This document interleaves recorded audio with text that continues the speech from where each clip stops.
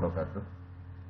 Anak sekalian, pada hari ini kita bertemu kembali dalam mata pelajaran fikih masa daring ini daring yang kedua.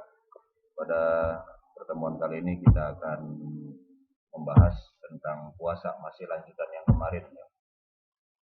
Nah, untuk mulai materi hari ini, mari sama-sama kita ucapkan basmalah. Bismillahirrahmanirrahim. Simak baik-baik sambil kamu lihat di buku LKS halaman 30 sampai nanti di halaman 34. Kamu perhatikan penjelasan ini. Yang pertama kita lanjutkan, masih kaitan dengan puasa Ramadan. Ada beberapa yang disunahkan ketika Ramadan, artinya dianjurkan, sebaiknya ini dikerjakan. Yang pertama adalah ikuti sholat tarawih, baik sendiri ataupun lebih-lebih berjamaah di rumah ataupun di masjid atau mushola majelis. Kemudian yang kedua dilanjutkan dengan biasanya sholat witir, dan nanti di sepertiga malam dianjurkan kita melaksanakan sholat sunnah tahajud atau sholat sunat-sunat yang lain. Terserah, banyak pilihan untuk sholat sunnah ini. Namun khusus tarawih ini hanya berada di bulan Ramadan saja. Ada yang 8 rakaat, silahkan. Tambah witir 3 jadi 11. Ada yang 20 rakaat, seperti di kita kebanyakan ditambah 3 rakaat witir jadi jumlah 23. Ada yang 36 rakaat sholat tarawih itu. Jadi terserah mau pilih yang mana, tapi yang kebanyakan di kita adalah yang 23 rakaat. Hukumnya sunnah muakkad ini. Kemudian yang ketiga, perbanyak membaca Al-Quran atau kita sering dengan sebut tadarus, biasanya di rumah atau di masjid atau di majelis taklim, perbanyak itu, usahakan dihatamkan. Kemudian yang keempat, i'tikaf di masjid. Apain di masjid? Ya, ibadah. Bisa sholat, bisa zikir, bisa membaca Al-Quran, mengkaji, menambah wawasan keilmuan, itu bisa dilaksanakan, dianjurkan di bulan Ramadan. Kemudian yang kelima, memperbanyak sedekah. Kata Rasulullah, sedekah yang paling afdol, yang paling baik, yang paling utama jika kita lakukan di bulan Ramadan. 5 saja yang Bapak sebutkan, masih banyak yang lain. Kemudian yang kedua, tentang ada kafarat ya, ada kafarat puasa. Kafarat puasa ini kaitannya dengan yang membatalkan puasa kemarin.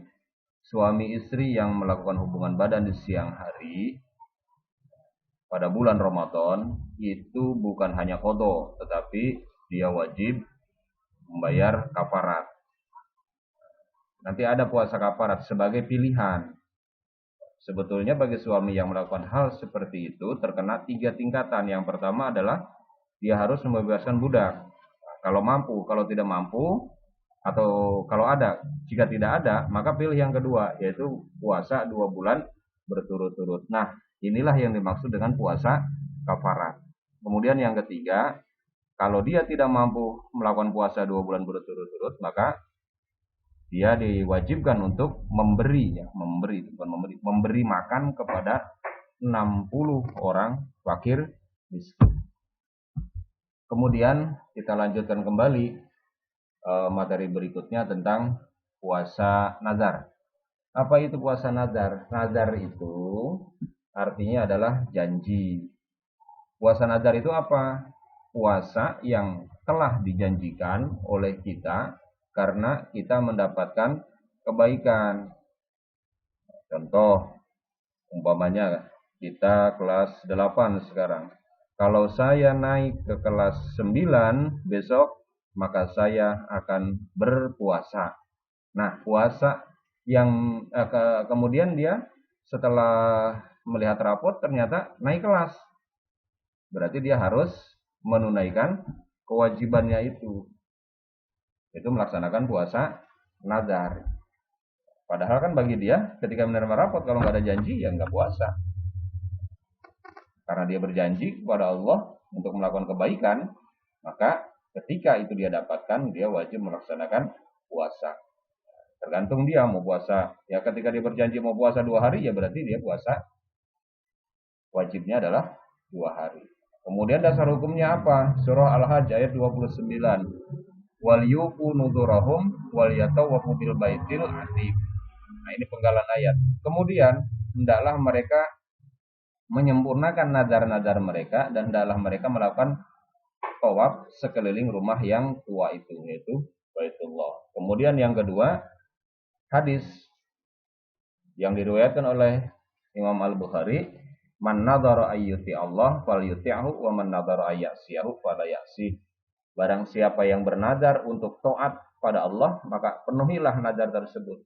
Barang siapa yang bernadar untuk bermaksiat pada Allah, maka jangan memaksiatinya. Inilah yang menjadi dasar nadar itu wajib hukumnya untuk dilaksanakan. Kita lanjut tentang puasa kafarat. Apa itu puasa kafarat? Kafarat itu menurut bahasa artinya adalah denda atau tebusan. Kemudian yang dimaksud puasa kafarat itu apa? Menurut istilah, puasa yang dilakukan dengan maksud memenuhi denda atau tebusan. Karena kita melakukan suatu dosa yang tujuannya adalah menutup dosa tersebut. Sehingga dengan pemenuhan puasa kafarat ini tidak ada lagi pengaruh dosa yang diperbuat itu, baik di dunia maupun nanti di akhirat. Hukumnya puasa kafarat ini adalah wajib. Kemudian macam-macam puasa kafarat. Macam-macam puasa kafarat itu yang pertama, puasa karena melanggar larangan haji. Ini bagi orang yang berhaji ya. Nanti dalam ibadah haji, nanti kita akan pelajari babnya sebetulnya khusus tentang haji. Tetapi ada di sini Bapak sampaikan terlebih dahulu, yaitu cara mengerjakan haji itu ada dengan cara tamattu, ada dengan cara qiron. Apa itu tamattu? Tamattu itu adalah mengerjakan ibadah umroh dahulu, kemudian baru melaksanakan ibadah haji. Jadi orang berangkat haji ke sana ketika sudah memakai pakaian ihram, dia niat untuk 2 ibadah sekaligus. Umroh dulu, kemudian baru haji. Kemudian qiron. Apa itu qiron? Qiron itu mengerjakan umroh dan haji secara bersamaan. Ini dua-duanya terkena kafarat. Kafaratnya apa? Sebetulnya yang pertama, kalau dia mampu menyembelih seekor kambing yang sah untuk kurban, itu yang baik, yang bagus, yang sempurna, yang gemuk. Nah, kalau dia nggak sanggup, maka puasa kafarat. Berapa hari? 10 hari. Dibagi 2 pengerjaannya, 3 hari di tanah suci dan 7 hari di tanah asalnya. Jadi ketika kembali ke tanah ke kampung halamannya masing-masing. Itu yang dimaksud dengan puasa kafarat karena melanggar larangan haji. Kemudian yang kedua, kafarat karena melanggar sumpah. Nah, kalau ada di antara kita berjanji, bersumpah, maka wajib kita untuk memenuhi janji atau sumpah itu. Kalau tidak mampu, maka kalau dia tidak kerjakan janjinya itu, maka dia berdosa. Nah, supaya tidak berdosa, maka dia wajib membayar kafarat. Apa kafaratnya? Yang pertama, memberi makan 10 orang miskin seperti yang dia makan setiap harinya. Kalau kita gampangnya sekarang ya beli nasi kotak. Nasi kotak berapa harganya? Umpamanya 20.000. Ya kasihkan 10 orang miskin. Nah, itu maka itu yang pertama. Kalau tidak mampu, maka cara apa? Yang kedua, memberi pakaian kepada orang miskin. Berapa orang? Sama jumlahnya 10. Kemudian kalau itu nggak sanggup, memberikan budak. Nah, apalagi ini. Kalau nggak sanggup, yang ketiga juga, maka yang terakhir yaitu puasa kafarat selama 3 hari. Makanya hati-hati ketika berjanji atau bersumpah, jangan sembarangan. Nah, sebetulnya dalam syariat, dalam agama kita, kalau kita bersumpah atau berjanji tidak dipenuhi janji itu, maka kita ada kewajiban yaitu puasa kafarat selama 3 hari. Nah, kalian yang ada janji kemudian nggak ditunai janji itu, siap-siap nanti di akhirat akan ditagih oleh Allah karena tidak melaksanakan atau menunaikan janji itu. Maka supaya selamat, maka laksanakan puasa kafarat selama 3 hari. Kemudian yang ketiga tentang kafarat zihar. Zihar itu apa? Zihar itu bukan tolak ya. Zihar itu adalah suami menyamakan istrinya dengan punggung ibunya. Jika ia ingin bersatu kembali berumah tangga, maka dia wajib membayar kafarat. Maksudnya apa? Maksudnya zihar itu suami umpamanya mengatakan kepada istrinya, kamu seperti punggung ibu saya. Nah, ibunya itu kan muhrim. Kalau menyamakan punggung ibunya itu terhadap istrinya, maka sudah jatuh kafarat buat si suami. Itu tidak boleh berhubungan badan selama belum dibayar kafaratnya. Apa kafaratnya itu? Kafaratnya adalah yang pertama memberikan budak. Kalau tidak sanggup bagaimana? Maka laksanakan yang kedua ini, puasa 2 bulan berturut-turut. Kalau itu nggak sanggup juga bagaimana? Memberi makan 60 orang miskin. Tuh, kalau melakukan sihar, menyamakan punggung ibunya kepada istrinya, maka hati-hati jangan sampai mengatakan seperti itu. Kenapa tidak boleh? Karena ibu itu haram, termasuk muhrim, gak boleh disamakan. Punggung ya, kenapa sih disebut jihar? Johrun itu punggung ya, punggung. Kenapa memakai kata punggung?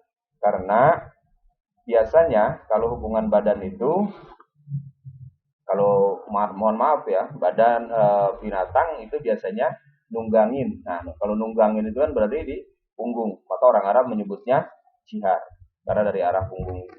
Kita lanjut. Kemudian yang keempat, puasa kafarat karena pembunuhan tanpa sengaja. Kafaratnya ini ada 2 tingkatan. Yang pertama, membebaskan budak atau memerdekakan budak. Kalau tidak sanggup, maka puasa 2 bulan berturut-turut. Ini pembunuhan tanpa sengaja. Pembunuhan itu banyak macamnya, tapi nanti kamu keder kalau Bapak jelasin. Ini aja yang diingat. Karena pembunuhan tanpa sengaja, umpama mau nembak burung tetapi kena orang. Nah, kita kan nggak sengaja nembak orang, tapi kena orang. Maksudnya mau nembak burung. Nah, itu tanpa sengaja. Kita nembaknya sengaja, tapi sasarannya tanpa sengaja. Itu ada hukumannya. Kalau dalam agama, yang pertama membebaskan budak, kalau nggak mampu maka puasa 2 bulan berturut-turut. Kemudian yang kelima, puasa kafarat karena suami istri melakukan hubungan badan di siang hari di bulan Ramadan. Tadi kembali ke awal yang Bapak jelaskan tentang suami istri melakukan hubungan badan di siang hari pada bulan Ramadan. Kemudian tugas untuk pertemuan kali ini, yang pertama jelaskan yang dimaksud kafarat menurut silah. Kemudian yang kedua, tulis hadis riwayat Imam Al-Bukhari tentang puasa nadar dengan artinya ya, yang tadi manadhara ayati Allah fal yuti'hu wa manadhara ayasihu fala yasihi. Kemudian yang ketiga, sebutkan macam-macam puasa kafarat. Yang keempat, hafalkan hadis yang tadi itu, yang nomor 2 tentang nadar beserta artinya. Demikian, selamat belajar dan kerjakan tugas, tetap semangat, bantu-bantu orang tua di rumah, jaga kesehatan. Assalamualaikum warahmatullahi wabarakatuh.